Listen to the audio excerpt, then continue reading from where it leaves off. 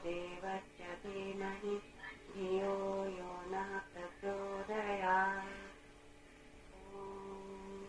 शांति शांति शांति। दोनों हाथ को रब करेंगे, उसके कर्म हाथ को अपने आंखों पर और चेहरे पर महसूस करें।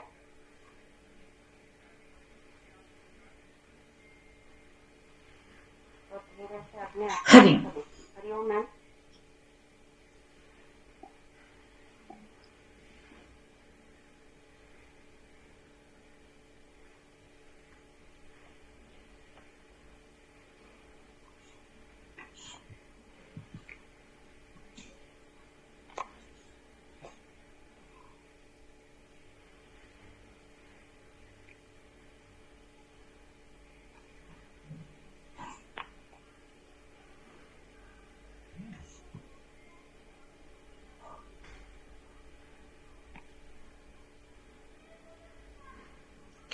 तो आज हम पेज नंबर 30 पर हैं। भारत में अनाज संग्रहण में निहित समस्याएं। ठीक है, तो आज हम इस टॉपिक को शुरू करने जा रहे हैं। तो चलिए आप सब भी पेज नंबर 30 पर आ जाइए। तो यहाँ का हमारा है कि जो हम भारत में जब अनाज को स्टोर करते हैं तो उसमें से उसके संबंधित क्या क्या समस्याएं आती हैं। तो प्रबंधन की कमी की वजह से अपर्याप्त प्रबंधन, पहला पॉइंट है इसका, पहला कारण है अपर्याप्त प्रबंधन। प्रबंधन की कमी की वजह से भंडारों में अनाज को उसकी शेल्फ लाइफ से भी अधिक समय तक रखा जाता है। इससे कीड़े चूहे पक्षियों द्वारा नुकसान होने की संभावनाएं बढ़ जाती हैं। विभिन्न राज्यों में उपलब्ध भंडारण क्षमता लगभग 75% से भी कम की है, जिसकी वजह से उसमें ताजे अनाजों को रखने के लिए जगह नहीं होती।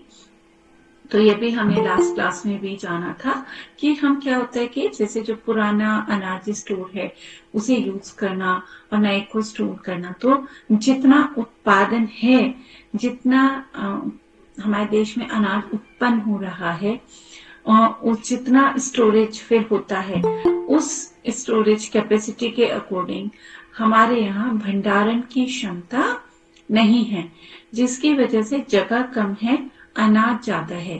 तो उसमें कई बार कीड़े लग जाते हैं, कई बार चूहे या पशु पक्षी उसको नुकसान पहुंचाते हैं। तो इस यानी कि जो लगभग 75% से भी कम की जो भंडारण क्षमता है वो है। इसके बाद दूसरा आता है अवैज्ञानिक संग्रहण। तो देश में मौजूद लगभग 80% भंडारण सुविधाएं परंपरागत तरीके से ही संचालित होती हैं, तो जिसकी वजह से प्रतिकूल मौसमी दशाओं जैसे तेज बारिश, बाढ़, तूफान आदि की स्थिति में अनाजों के नष्ट होने की संभावनाएं ज्यादा हो जाती हैं। जाता है कि बहुत ही साइंटिफिक को तरीका नहीं, जो परंपरागत सालों से तरीके चले आ रहे हैं स्टोरेज के, उन्हीं को अपनाते हैं ज्यादातर लोग और उसी के अनुसार उनका स्टोरेज करते हैं, जिसकी वजह से क्या होता है, तेज बारिश जैसे कट्टों में भर के रख दिया या कहीं पर भी बाहर ढेरी लगा दिया, वो सब, तो उसमें क्या होता है, कई बार बारिश, तूफान या ऐसे सिचुएशन में वो फसल है, नुकसान होता है उसको। इसके साथ ही एफसीआई की भंडारण क्षमता में भी कमी है। तो केंद्रीय भंडारण में खाद्यान्नों की मात्रा में बढ़ोतरी तथा सीलो गोदामों व भंडारगृहों में अपर्याप्त संख्या के कारण उनके भंडारण में सक्षम नहीं है। तो क्या है कि इंडिविजुअल लेवल पर या किसान तो परंपरागत तरीके से स्टोर करता है, उसके पास कोई ऐसे टेक्नोलॉजी या कुछ वो यूज नहीं करता स्टोरेज के लिए, तो सिंपल जो सदियों से चले आ रहे हैं तरीके उन्हीं को फॉलो करता है। लेकिन एफसीआई जो है, जो उसकी भंडारण क्षमता भी उतनी नहीं है जितना कि उत्पादन है, जितना स्टोरेज कैपेसिटी उसकी होनी चाहिए। तो यहाँ पर इसके अलावा वर्तमान में विद्यमान भंडारण सुविधाएं अन्य आवश्यक सुविधाओं के से एकीकृत नहीं है और इसमें सहायक अवसंरचनाओं जैसे एकीकृत पैकिंग हाउस, रेफर ट्रक तथा पकाने वाली इकाइयों का अभाव है। तो जो एफसीआई है उसके अंदर भी बहुत सारी सुविधाओं से एकीकृत मतलब सुसज्जित नहीं है। बहुत सारी ऐसी टेक्नोलॉजी है, बहुत सारी ऐसी सुविधाएं हैं जो कि उनके पास नहीं है। इनकी कमी से क्या होता है, इनके सहायक अवसंरचना जैसे एकीकृत पैकिंग हाउस, रेफर तथा पकाने वाली इकाइयों का अभाव है। कोल्ड स्टोरेज की समस्या। भारत में अधिकांश कोल्ड स्टोरेज संरचनाएं असंगठित हैं। असंगठित मतलब किसी का भी है कोल्ड स्टोरेज, वहां पे स्टोर हो रहा है, तो प्रॉपर किसी कंपनी का स्टोरेज हाउस होना या गवर्नमेंट के, तो उतनी मात्रा में नहीं है जितने की होनी चाहिए। असंगठित है मतलब तो यहाँ पर था उसके पारंपरिक उनको भी कोल्ड स्टोरेज को भी पारंपरिक तरीकों से ही चलाया जाता है। देश में कोल्ड स्टोरेज का वितरण भी संतुलित नहीं है। देश के अधिकांश जो कोल्ड स्टोरेज हैं उत्तर प्रदेश, गुजरात, पंजाब और महाराष्ट्र में ही है। इसके अलावा देश के कुल कोल्ड स्टोरेज क्षमता के 2/3 भाग में केवल आलू रखा जाता है। यानी कि कोल्ड स्टोरेज में मैक्सिमम जो कैपेसिटी है वो कौन ले लेता है, आलू। 2/3 हिस्से में तो सिर्फ आलू ही। कुछ स्टेट हैं वहां पर तो कोल्ड स्टोरेज फिर भी अवेलेबल है। बहुत सारे ऐसे स्टेट्स हैं जहां की कोल्ड स्टोरेज उतने नहीं है जितने वहां पर होने चाहिए, जैसे कि उत्तर प्रदेश, पंजाब, महाराष्ट्र और ये आपका जो है गुजरात, इनमें तो फिर भी कोल्ड स्टोरेज एक अच्छी संख्या में मौजूद है जहाँ पे उसमें स्टोरेज हो जाता है। पर अधिकांश राज्यों में उतने कोल्ड स्टोरेज नहीं है जितने होने चाहिए। तो खाद्यान्न भंडारण में वृद्धि हेतु दलवाई समिति की अनुशंसा। यहाँ पर इंटीग्रेटेड एग्री लॉजिस्टिक सिस्टम का विकास करना ताकि खेतों में उपभोक्ता तक मूल्यों का दक्षता पूर्वक स्थानांतरण हो सके।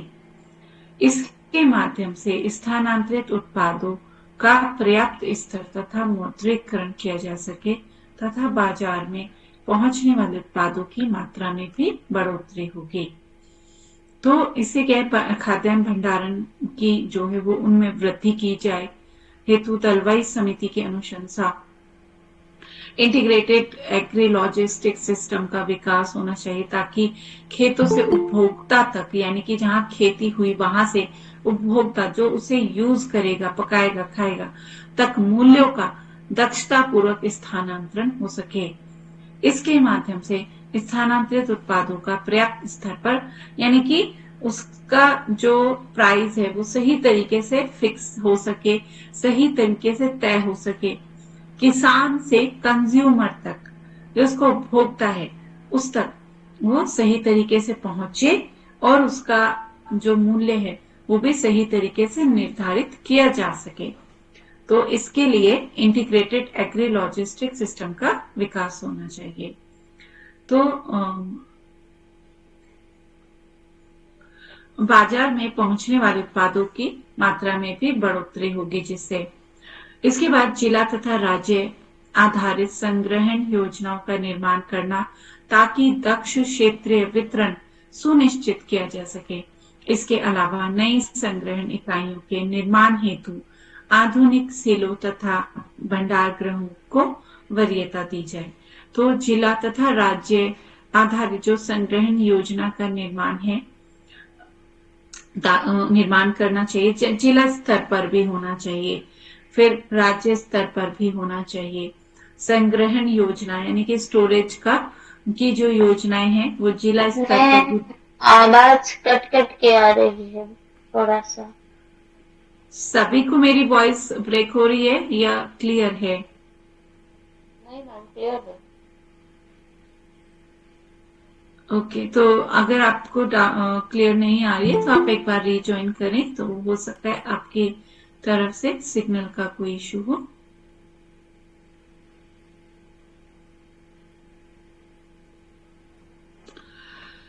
यानी कि सिर्फ सेंट्रल गवर्नमेंट लेवल पर ही, सेंट्रल लेवल पर ही सारी योजनाएं नहीं होनी चाहिए।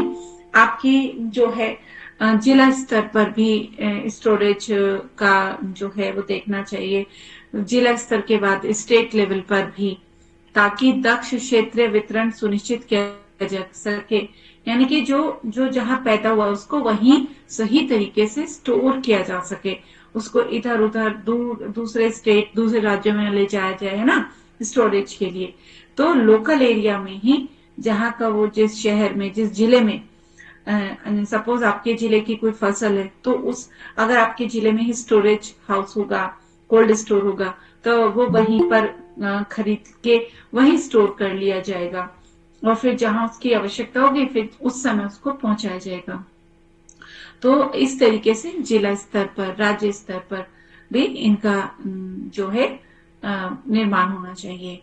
इसके अलावा नई संग्रहण इकाइयों के निर्माण हेतु आधुनिक सिलों तथा भंडारगृहों को भी वरीयता दी जानी चाहिए।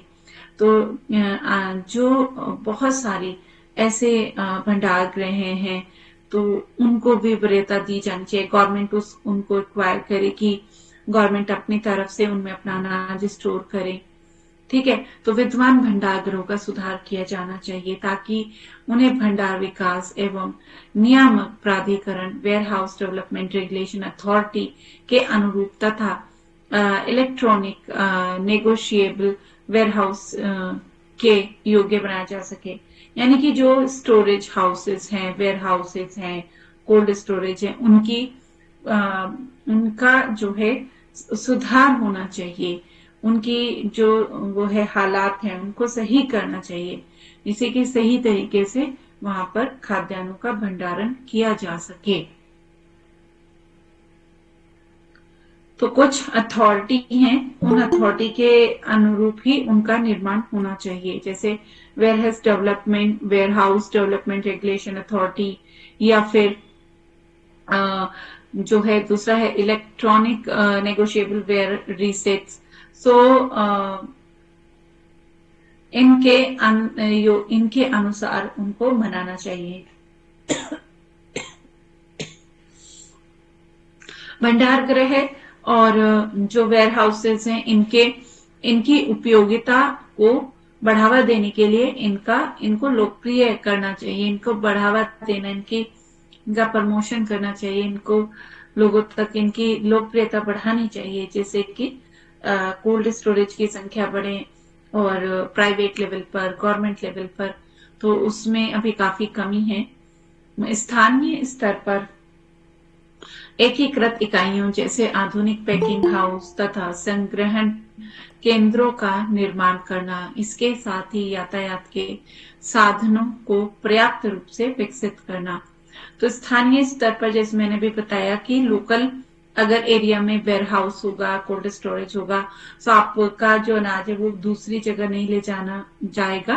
तो उसी स्थानीय स्तर पर एकीकृत इकाइयां जैसे आधुनिक पैकिंग हाउस भी अगर लोकल एरिया वाइज बन जाए, कोल्ड स्टोरेज भी हो, पैकिंग हाउस भी हो, तो वो सब जगह जगह होंगे, छोटे से छोटे स्टेट में, छोटे से छोटे जिले में, तो फिर उसे बहुत स्टोरेज करने में आसानी होगी और बहुत अनाज वेस्ट होने से बच जाएगा।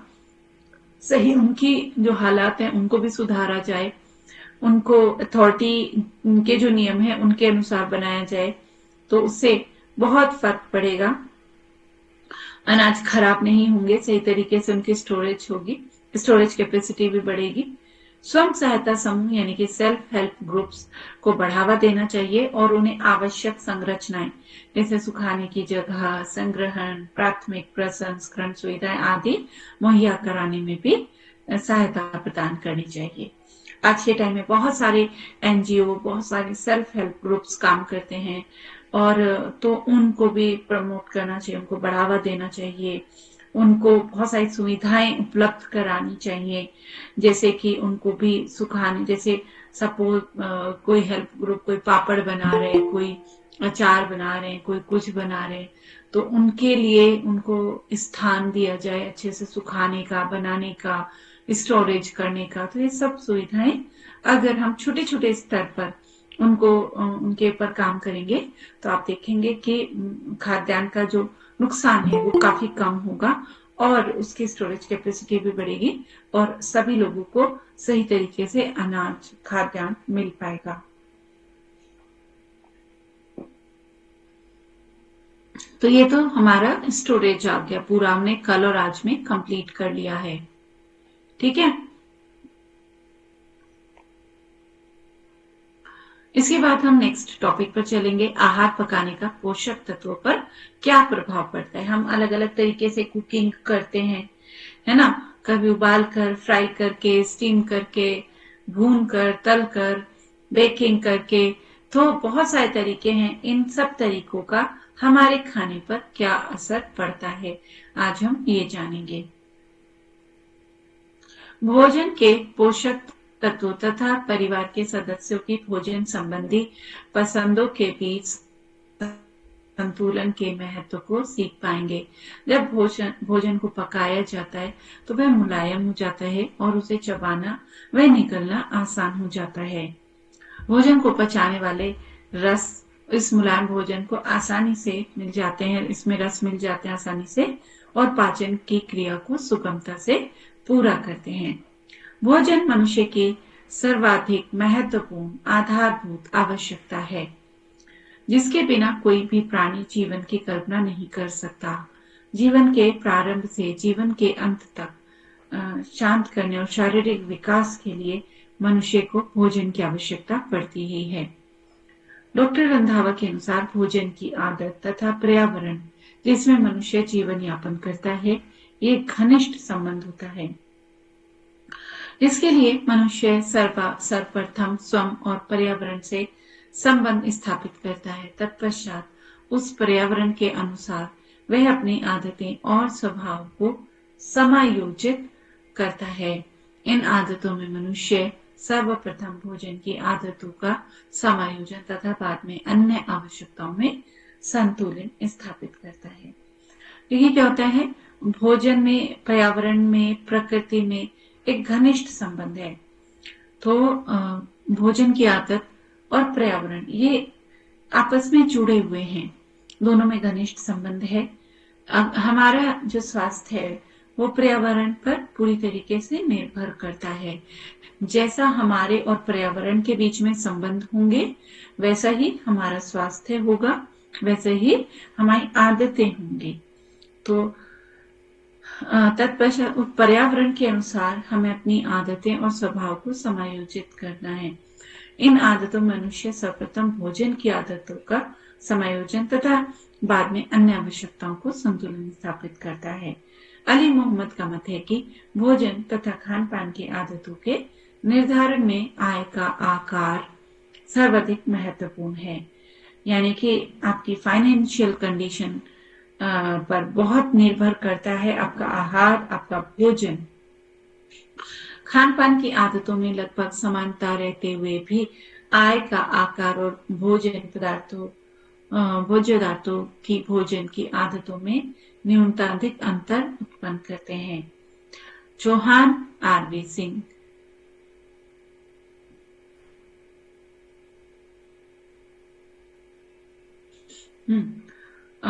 समय अंतराल के साथ साथ स्थायी आदतें और आपकी पसंद, रुचि सब बदल जाती हैं परिस्थिति के अनुसार। परिस्थितियां, अंतर, आय का आकार, परिवार का आकार, खाद्य पदार्थों की उपलब्धता तथा लोगों के जीने का ढंग आदि लोगों के भोजन की आदतों में अंतर के लिए उत्तरदायी होते हैं। तो हमारी खाने की आदत बहुत सारी चीजों पर निर्भर करती है, जैसे आय कितनी आय है, क्या फाइनेंशियल कंडीशन है, परिवार कितना छोटा है, कितना बड़ा है, कितने मेंबर हैं हमारे परिवार में। बहुत बड़ा परिवार होगा तो आप उतना संतुलित, उतना अच्छा भोजन, उसमें चीजें अलग होती हैं। अगर छोटा परिवार होता है तो भोजन की आदतें अलग होती हैं। खाद्य पदार्थों की उपलब्धता तथा लोगों के जीवन जीने का ढंग, इन सब चीजों पर भोजन की आदतें निर्भर करती हैं। अगर आपकी फाइनेंशियल कंडीशन आज अच्छी है तो आप अच्छा भोजन ले सकते हैं। अच्छा भोजन का मतलब क्या होता है? ऐसा नहीं कि तला भुना बहुत ही मार्केट का, अगर आपके पास पैसे हैं उसका मतलब नहीं है। अच्छे का मतलब है स्वस्थ भोजन, हेल्दी खाना। ठीक है, अगर आप समर्थ हैं, आपके पास पैसा है, तो आपको अच्छा भोजन करना चाहिए। अच्छे भोजन में आता है आपका स्वस्थ भोजन, अच्छी चीजें खाएं, हेल्दी चीजें खाएं। तो ऐसा नहीं कि बहुत पैसा है कि चलो आज फिर आज पिज्जा, आज पास्ता, आज बाहर का ये और आज आपका, तो वो अच्छा भोजन नहीं है। ठीक है, तो पैसा अगर आपके पास आता है तो उस पैसे से भोजन की आदतों को बहुत हद तक सुधारा जा सकता है।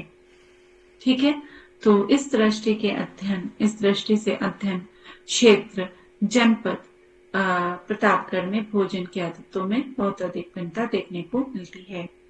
यद्यपि जनपद के विभिन्न क्षेत्रों में रहने वाले लोग एक ही प्रशासन तंत्र के अंतर्गत नियंत्रित हैं, परंतु फिर भी विभिन्न क्षेत्रों में परिस्थितियां अंतर लोगों के भोजन, देखिए पूरा सिस्टम तो एक ही है ना, किसी भी जिले में, किसी शहर में सब कुछ, पर उसके बाद भी लोगों के जीवन शैली में, जीवन में अंतर आता है। तो वो बहुत सारे जो फैक्टर भी हमने ऊपर पढ़े, उन फैक्टर्स के ऊपर हर एक परिवार का जीवन शैली में अंतर आ जाता है। उसका जीवन जीने का तरीका, उसके पास पैसे की उपलब्धता, उसके फैमिली मेंबर्स कितने हैं, परिवार छोटा है, बड़ा है, तो ये बहुत सारे ऐसे फैक्टर्स हैं।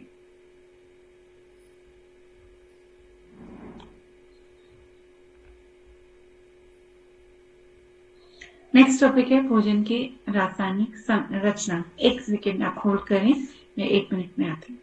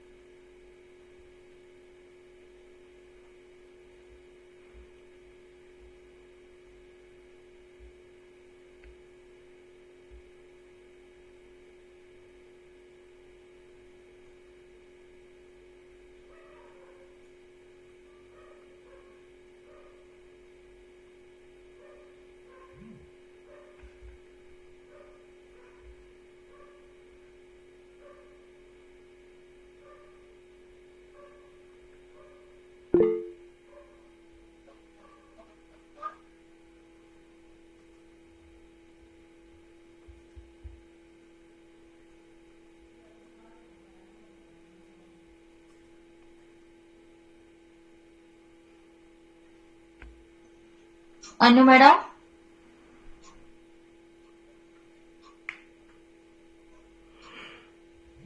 अनु मैडम,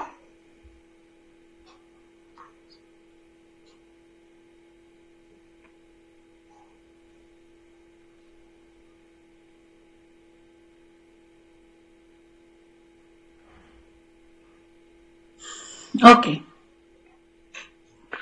तो पेज नंबर 32 यहाँ पर है भोजन की रासायनिक रचना।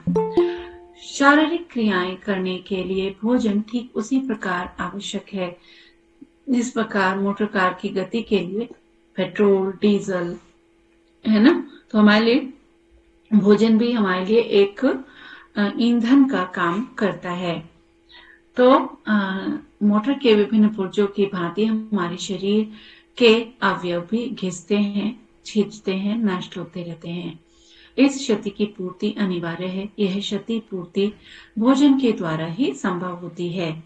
संक्षिप्त में भोजन निम्नलिखित कार्य करते हैं। तो क्या क्या है? भोजन का वर्गीकरण पहले देखते हैं।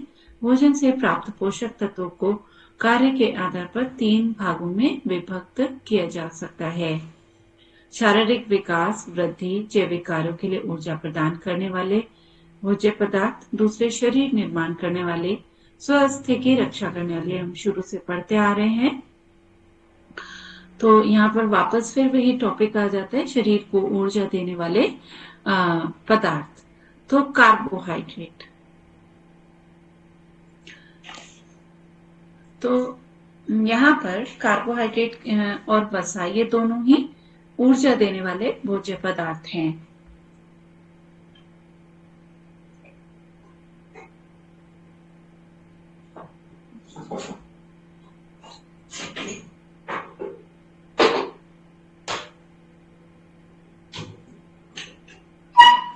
तो यहाँ पर कार्बोहाइड्रेट जो है शक्तिवर्धक पदार्थों में कार्बोहाइड्रेट का प्रमुख स्थान है। कार्बोहाइड्रेट किस किस चीज से मिलकर बना होता है? कार्बन, ऑक्सीजन एवं हाइड्रोजन इसके यौगिक हैं। इनके रासायनिक संरचना में हाइड्रोजन के परमाणु की संख्या ऑक्सीजन के परमाणु की संख्या की अपेक्षा प्राय दुगनी होती है। तो कार्बोहाइड्रेट कितने प्रकार के होते हैं? एक तो होते हैं स्टार्च देने वाले और दूसरे शर्करा यानी कि मीठा। तो स्टार्च वाले पॉलीसेकेराइड होते हैं, यानी कि जिनमें जो है सेकेराइड के पोली मतलब बहुत सारे अणु जुड़े होते हैं, तो वो स्टार्च होते हैं, जैसे गेहूं, चावल, चना, जौ, विभिन्न दालों में भी पाए जाते हैं। शर्करा जो मोनो या डाइसेकेराइड होते हैं, जिनमें केवल सेकेराइड के एक मोन माने अगर एक ही अणु है तो मोनोसेकेराइड, 2 है तो डाइसेकेराइड। तो चीनी जैसे मीठी चीजें जैसे चीनी, गुड़, मीठे फल आदि, है ना। गन्ने में सुक्रोज होता है, अंगूर में ग्लूकोज, अन्य फलों में फ्रक्टोज, दूध में लैक्टोज, फलों सब्जियों में सेलुलोज, तो ये सब पाए जाते हैं। तो ये सब क्या है? कार्बोहाइड्रेट। ये आपको बहुत ध्यान से समझना होगा। कार्बोहाइड्रेट 2 प्रकार के होते हैं, स्टार्च देने वाले जैसे चावल के अंदर जिसको आप मांड बोलते हैं, गेहूं, चावल, चना, जौ, इन सब में स्टार्च होते हैं। और ये पॉलीसेकेराइड, पोली देखो मोनो, डाई और पोली, ये 3 हैं।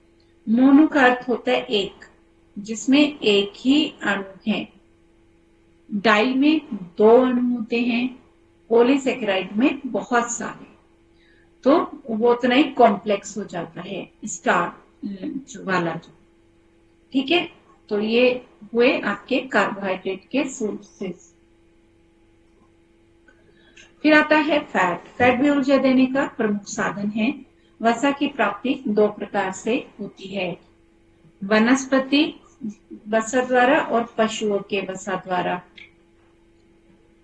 जैसे वनस्पति से प्राप्त होने वाला वसा और कुछ पशुओं से। वनस्पति वसा तिल का तेल, सरसों का तेल, नारियल का तेल, मूंगफली का तेल आदि वनस्पति वसा है। और जो पशुओं से प्राप्त होते हैं वो जो है जैसे मछली का तेल, पशु का तेल, अंडे, चर्बी, दूध, घी, मक्खन, ये सब आपके पशुओं से प्राप्त होने वाले वसा हैं।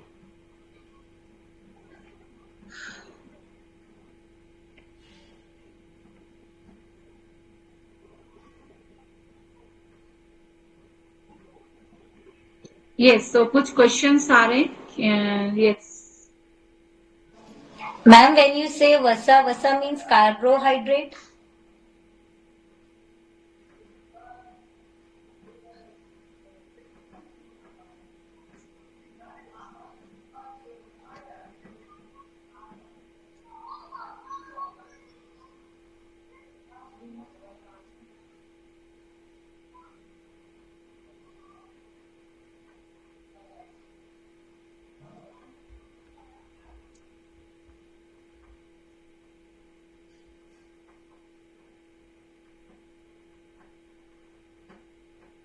ओके, क्या क्वेश्चन था आपका? पूछिए। मैम, वसा क्या है? कार्बोहाइड्रेट?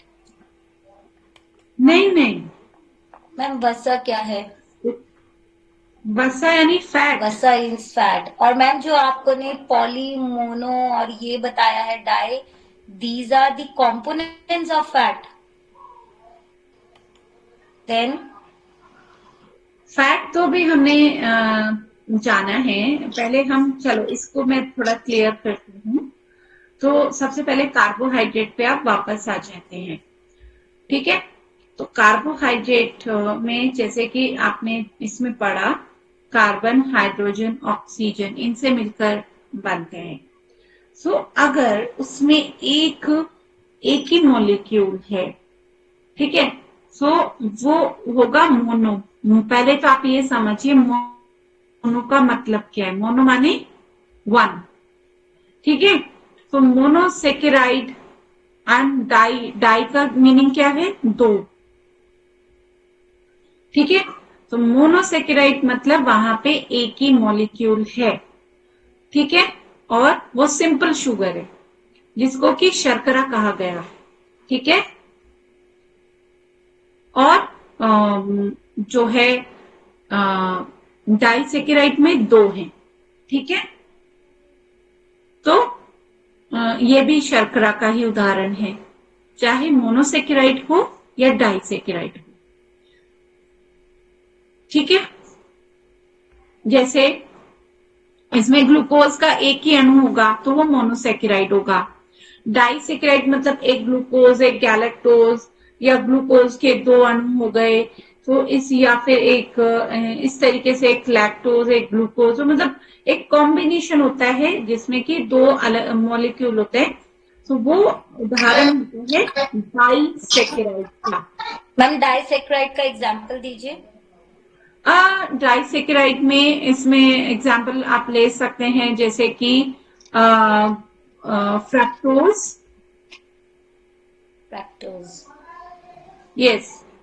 तो इसमें लैक्टोज और इन सभी में क्या होता है कि जैसे इसमें फ्रक्टोज में ग्लूकोज के ही दो मॉलिक्यूल होंगे। Okay. And fructose we get from fruits, जो मीठे फ्रूट्स होते हैं उनसे। Yes yes. And so lactose तो मिल्क मिल्क में होता है। होता है ना। तो ठीक है मैम। ये जैसे ग्लूकोज है, ग्लूकोज क्या मोनोसेकेराइड है, ठीक है। डाइसेकेराइड जैसे फ्रक्टोज और ये सब है ना, गैलेक्टोज। मैम जब आप ग्लूकोज बोलते हैं तो ग्लूकोज जो डब्बे वाला ग्लूकोज हम लोग यूजुअली पानी में मिला के पीते, you are talking about that glucose? हाँ, ग्लूकोज तो देखिए क्या है कि अब आप जैसे कोई सिक हाँ, पर्सन उसको तो जो हम ड्रिप सिंपलर चढ़ाते हैं वो भी फॉर्म ग्लूकोज चढ़ाते है, हैं। यानी कि बॉडी को हम्म, डायरेक्टली उसी फॉर्म में ले रही है। नॉर्मली आप स्टार्च फॉर्म में लेते हैं फूड, जब आप गेहूं की रोटी, चावल कुछ खा रहे हैं तो स्टार्च फॉर्म में ले रहे हैं, तो शरीर उसको पूरा सिस्टम ब्रेक डाउन करता है, ग्लूकोज में तोड़ता है। लेकिन यस। आप यहाँ पे डायरेक्टली ही ग्लूकोज को ले रहे हैं, ठीक है। तो ये अंतर है। तो यस ज्योत्सना, आप अपना क्वेश्चन पूछिए। इसको मैं अभी थोड़ा और एक्सप्लेन करने वाली हूँ, पहले मैं आपका क्वेश्चन लेती हूँ।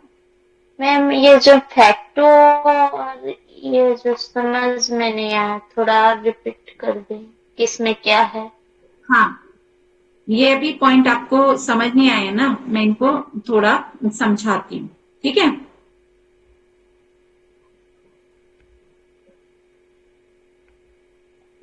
1 मिनट।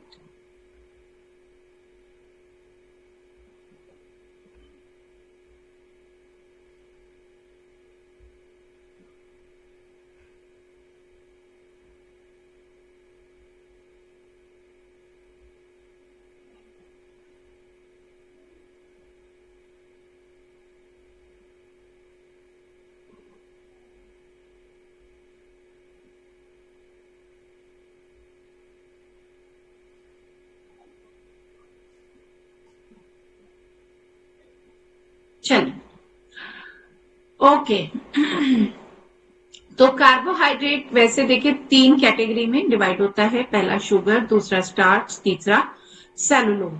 सो शुगर में जैसे कि मैंने अभी आपको बताया मोनोसेक्राइड, ठीक है। मोनोसेक्राइड्स क्या होते हैं, ग्लूकोज। और तो मोनोसेक्राइड को कह सकते हैं ग्लूकोज, ठीक है, जो मैंने अभी आपको बताया। जैसे डायरेक्ट ग्लूकोज को जब ले लिया जाता है तो glucose also known as dextrose. तो ये बहुत सारे फ्रूट्स, प्लांट, जूसेस, इन सब में मिलता है। तो जो मोस्टली कार्बोहाइड्रेट फूड में होता है, अल्टीमेटली वो किस में कन्वर्ट होता है, ग्लूकोज में, पाचन क्रिया को पूरा करने के बाद, ठीक है। तो ग्लूकोज किससे बनता है, स्टार्च से, ठीक है। हम स्टार्च के रूप में खाना लेते हैं, गेहूं की रोटी ली, चावल लिया, और वो किस में कन्वर्ट होगा, बेसिकली ग्लूकोज में। ग्लूकोज क्या है, एक मोनोसेकेराइड, ठीक है। तो ये अब आपको समझ आ गया। हाँ मैम। अब आते हैं बारी यहाँ पर, जैसे कि ma'am fructose. Sorry, just one thing, आपने बोला कार्बोहाइड्रेट्स 3 पार्ट्स में डिवाइडेड है, शुगर और 2 और कौन कौन से बोले मैम आपने? Starch okay, and third is cellulose.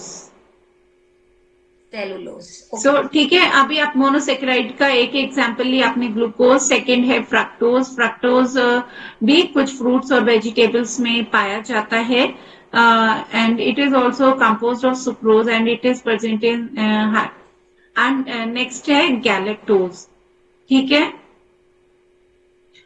तो ये कुछ एग्जांपल्स हैं मोनोसेकेराइड के। अब बारी आती है डाइसेकेराइड। डाइसेकेराइड कंसिस्ट ऑफ, इसमें डाइसेकेराइड में मोनोसेकेराइड के 2 मॉलिक्यूल होंगे, एक एक के 2, ठीक है। तो वो इसमें क्या होगा, जैसे कि माल्टोज।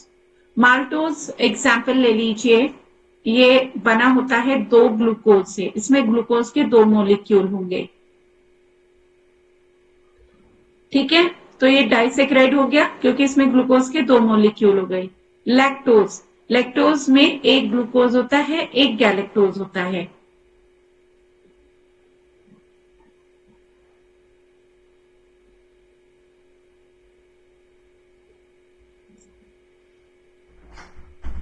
डाइसेक्राइड में आपने बोला lactose. Yes, lactose is example of disaccharide.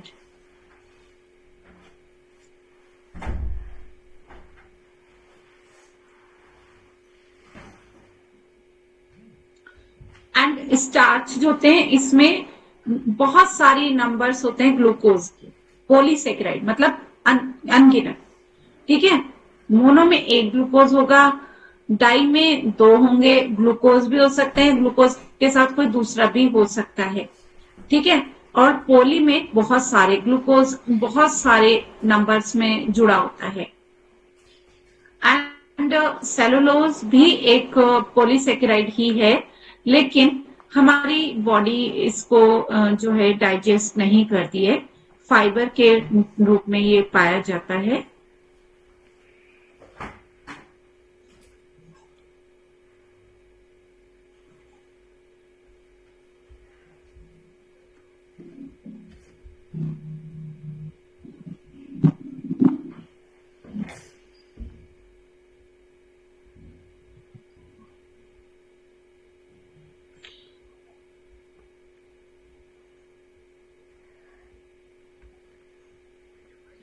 तो अभी यहाँ पर एक चीज और मैं आपको बता दूं, एक बार मैं रिपीट कर देती हूँ। मोनोसेकेराइड के एग्जाम्पल्स हैं ग्लूकोज, गैलेक्टोज, लैक्टोज, ठीक है।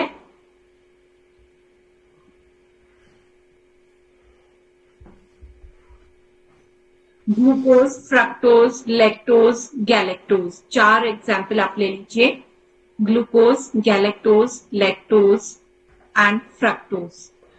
और ठीक है, तो ग्लूकोज ये सब मोनोसेकेराइड्स हैं। और डाइसेकेराइड के एग्जाम्पल हो गए आपके लैक्टोज, सुक्रोज, माल्टोज,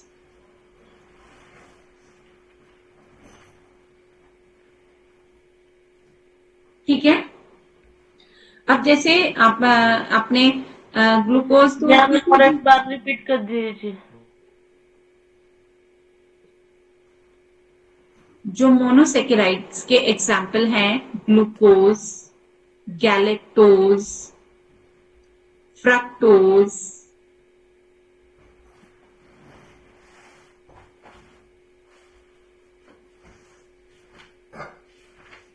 ठीक जी मैम। है। डाइसेकेराइड के हैं sucrose, maltose and lactose. So sucrose के अंदर तो आपके दो क्या होते हैं,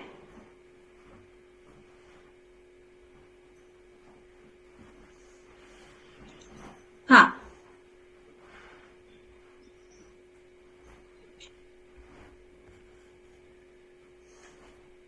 सुक्रोज के अंदर आई थिंक एक ग्लूकोज होता है, एक फ्रक्टोज होता है। माल्टोज के अंदर दो ग्लूकोज के मॉलिक्यूल होते हैं, लैक्टोज के अंदर एक ग्लूकोज और एक गैलेक्टोज होता है। गैलेक्टोज कभी भी अपने आप में अकेला नहीं होता, वो दूध के अंदर ही पाया जाता है ग्लूकोज के साथ, ठीक है।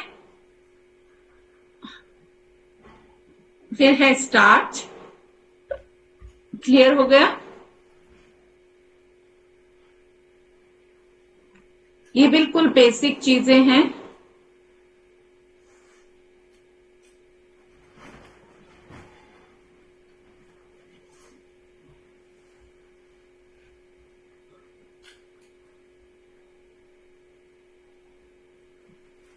अब फैट के बारे में आपने पूछा। फैट देखिए क्या होता है कि फैट या तो आपको पशुओं से मिलेगा या आपको पौधों से मिलेगा, ठीक है। दोनों सोर्सेस हैं वसा के, जैसे दूध, घी, मक्खन, अंडा, ये सब पशुओं से मिलने वाले सोर्सेज हैं। पेड़ों से वनस्पति मतलब तिल का तेल, सरसों का तेल, मूंगफली का तेल, नारियल का तेल, तो ये सब वसा के वनस्पति सोर्स हैं, ठीक है। तो शरीर का निर्माण एवं पोषक तत्व वाले पदार्थ, तो शरीर का निर्माण कौन करता है, कौन बताएंगे?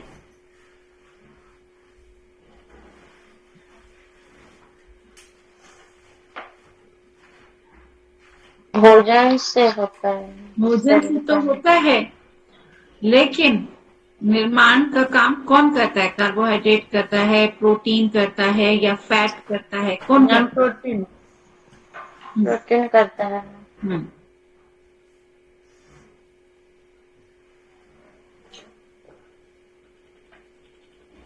तो यहाँ पे आते हैं, प्रोटीन का रासायनिक संगठन अत्यंत जटिल है।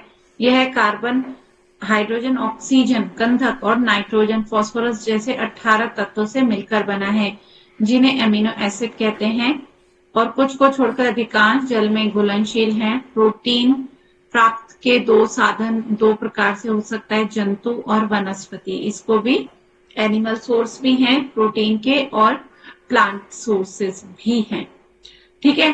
तो लगभग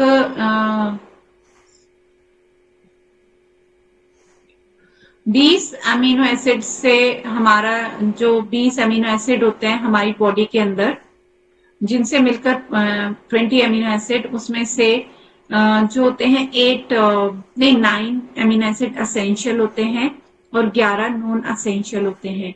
9 जो असेंशियल हैं, इनका मतलब वो हमें बाहर से चाहिए, 11 वो हैं जो हमारा शरीर खुद बनाता है, वो हमें बाहर खाने से नहीं चाहिए। तो 9 अमीनो एसिड ऐसे हैं जो कि हमें एसेंशियल कहे जाते हैं, जो हम खाने से जिनकी पूर्ति करते हैं, खाने के द्वारा, भोजन के द्वारा आप उन अमीनो एसिड की पूर्ति करेंगे। तो इस तरीके से दो प्रकार के होते हैं। और देखिए, जैसे कार्बोहाइड्रेट किससे मिलकर बना होता है? Carbon, hydrogen, oxygen. लेकिन प्रोटीन में नाइट्रोजन भी होता है, नाइट्रोजन के अणु भी होते हैं। इसी के साथ साथ गंधक और फास्फोरस भी होता है।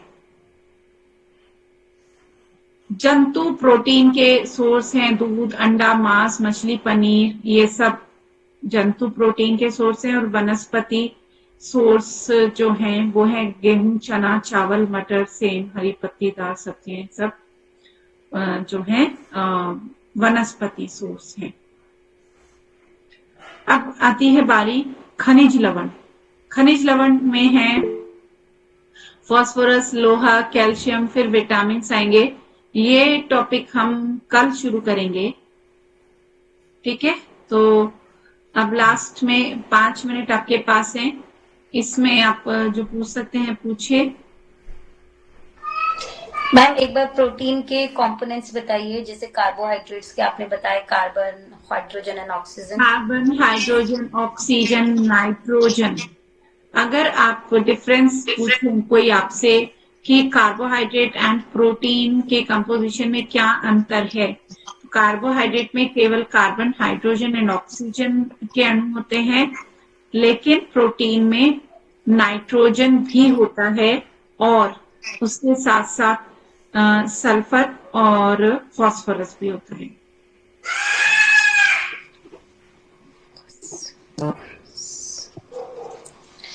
मैम ये इसका पीडीएफ हमें इंग्लिश में मिल सकता है क्या? हमारे पास सिर्फ हिंदी वर्जन है और कुछ कुछ चीजें समझ नहीं आ रही। ये पूछेंगे अभी लास्ट में 5 मिनट आपको मिलेंगे कम्युनिकेशन के लिए, तो ये आपको सर बताएंगे। Okay ma'am.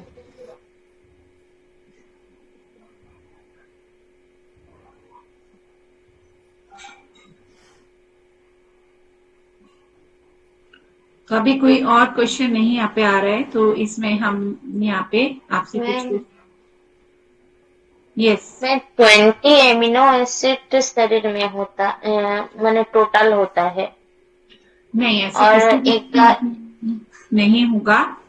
बहुत कम ऐसी चीजें हैं जिसमें एक ही चीज में आपको सारे अमीनो एसिड्स मिल जाएं। तो हाँ, एग के अंदर मैक्सिमम अमीनो एसिड्स प्रेजेंट होते हैं जो असेंशियल अमीनो एसिड्स हैं। So egg is better source of protein. सबसे बेस्ट तो नहीं कहेंगे, बट हाँ, इसके अंदर मैक्सिमम अमीनो एसिड प्रेजेंट होते हैं।